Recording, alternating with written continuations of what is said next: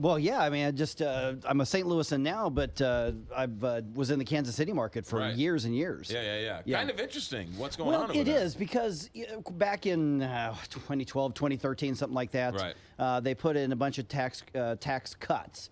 A lot of that targeted LLCs. They targeted essentially small and medium-sized businesses, some income tax cuts, and you've also got a war between Governor Sam Brownback and some of the local Kansas City media in particular. So as much as I have friends in the Kansas City media, especially the Star, I can't say I 100% agree with their assessment of everything.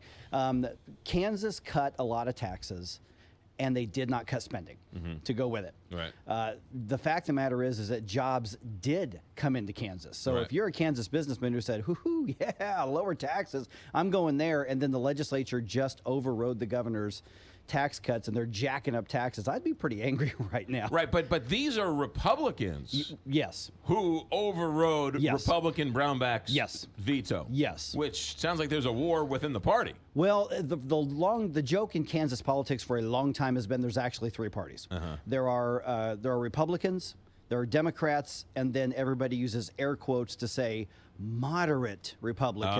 That old dirty which word. are people who can't get elected as a Democrat, but they can get elected as a Republican, but they're not really conservative. So the war is within the Republican Party, has been for years. Yeah, interesting stuff. All right, let's talk tax credit reform here in Missouri. What, pray tell, are they not going to do here to fix things?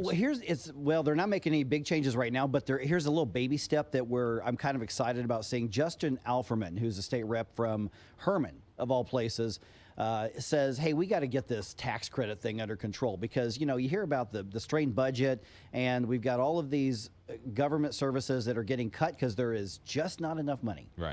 McGraw, everybody says, oh, we got to rein in the tax credits. We're giving away $340+ million. Well, then they just gave away a tax credit to the energy people in the special session. You know what? Come think of it, yes, they did. Exactly, and so then they wonder why there's not enough money for the essential things that we actually want government to do. But here's the funny part: is yes, everybody agrees. Every single state legislator I think would say we've got to get this tax credit under control. It's out of control. But don't touch the one in my district or don't touch the one that my big donor wants. So Justin Alferman says, hey, we've got this little one here. It is for the wine and grape industry because, believe it or not, Missouri we are actually number 2 in the country when it comes to wine production. The wine industry in Missouri is booming. $1 billion plus. Yes, jobs and farmers and saving rural Missouri to what extent it can be saved. So, so why do you want to hurt the wine industry? Well, the funny part is that now we're seeing that the tax credits may be what's actually hurting. So we got this little tax credit. It's like up to $50,000, not a huge thing. And Justin Alferman's from Herman, which is wine country, one of the wine countries. And he says, listen, we've now got people taking advantage of this tax credit to buy equipment to become wine producers that are making really cheap wine. I was actually driving on I-70, and I want to say it was out by Floresdale. And there was a sign up on the gas station that right off I-70 that said, Missouri wine, 2 for $10 at the gas station. So if that's your marketing, we might have an oversaturation. But what he's saying is, here's this little one right here. We're going to not reauthorize it, and it was not reauthorized. And he says, we're going to show that we're not going to destroy an industry by telling business owners, you can make your own. Well, you can also say that that's a big wine guy coming in saying, hey, you know what, stop trying to subsidize my competition. Exactly. Well, it is part of it. After you've subsidized me, stop subsidizing my competition. So now he's saying, okay, maybe we should look at it like this. If we have to have these tax credits, which I would argue we don't always need them, sometimes they're fine, sometimes they're good, sometimes they're not. But at some point, once an industry is up and running, we shouldn't be subsidizing anybody. And so that's a baby step in the right direction. And then Representative Alferman says, we'll show that the world's not going to end, and then let's start going after some of these bigger tax credits. I think there's some ulterior motive there for that man to do away with that.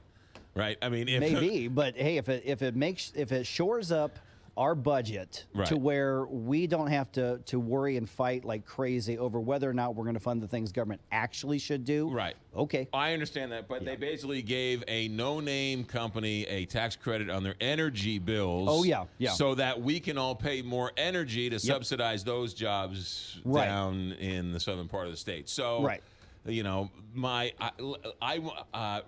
I'm sorry if I'm not as enthusiastic as you are as to reforming the tax credit bonanza in the state. I'm not even that excited about this particular one. I just like the idea that somebody is saying, okay, we're going to take some kind of step to actually do something and not talk about it. So hopefully these boondoggle deals like we just saw in the southeast part of the state eventually won't be on the table. Mike Ferguson, Director of Communications for the Show Me Institute. Can we read more about this stuff? Well, you know what? It turns out you can if you go to showme.org. Showme.org. A man who has friends in the media on the Kansas City side of the state and says so publicly. How about that? Boy, talk about standing up and taking the slings and the arrows. Mike, thanks for coming in. Anytime. 826, Big